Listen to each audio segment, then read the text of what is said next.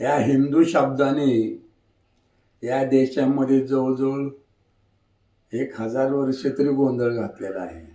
बर. आणि स्पष्टपणे नेमकं कोणी काय बोलतच नाहीये. हिंदू धर्म आहे का याचंही उत्तर स्पष्ट नाही. हिंदू लोक आहेत का याचीही चर्चा नाही.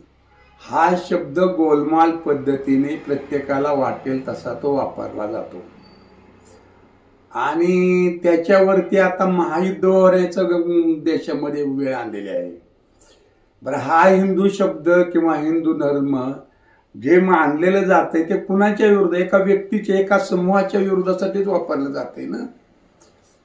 हिंदू धर्माची मूळ कल्पना, कुठलाही धर्म, त्या धर्माच्या तत्वामध्ये असणारी मानवता, त्या धर्मामध्ये असणारी सहिष्णुता, त्या धर्मामध्ये असणारी नीतिमत्ता याचा कुठंच वापर होताना दिसत नाही. फक्त मुसलमानाच्या विरोधात हिंदू नावाचा हा जो वापरला जातो शब्द, त्याला कुणी धर्म म्हणते, त्याला आणखीन कुणी चालीरीती म्हणते.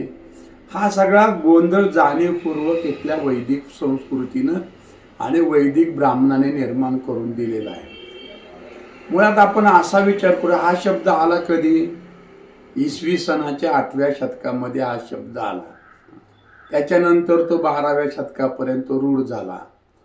आता हा शब्द आणला कुणी?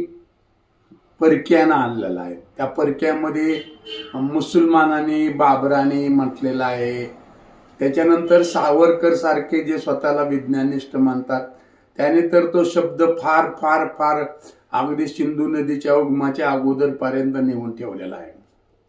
आता मुळात हे एक वेळ आपण समजून घेतलं पाहिजे की हा शब्द जर 8व्या शतकात आला असेल, हा शब्द चर्चेत जर 16व्या शतकात आला असेल, तर मग याची उत्पत्ती शोधण्याचं कारण काय? हा शब्द कोणी उच्चारला? परकीयाने. ह्याच्यातला पहिला मुद्दा काय? ह्याच्यातला पहिला हात घातला सावरकरांनी. आणि सावरकरांनी काय केलं? हिंदूची उत्पत्ती शोधली, हिंदूची उत्पत्ती काढली, तयार केली. ती कृत्रिमच आहे, ती तयार केली. आता माझा मूळ मुद्दा असा आहे की सावरकरांना परकीय मुसलमानाने जो शब्द हिंदू वापरला त्याची उत्पत्ती शोधायची गरज काय भासली? हा कळीचा मुद्दा इथला आहे. बरं, सावरकरांनी कळे ही जी उत्पत्ती शोधली ती उत्पत्ती इतिहासामध्ये कुठपर्यंत गेलेली आहे?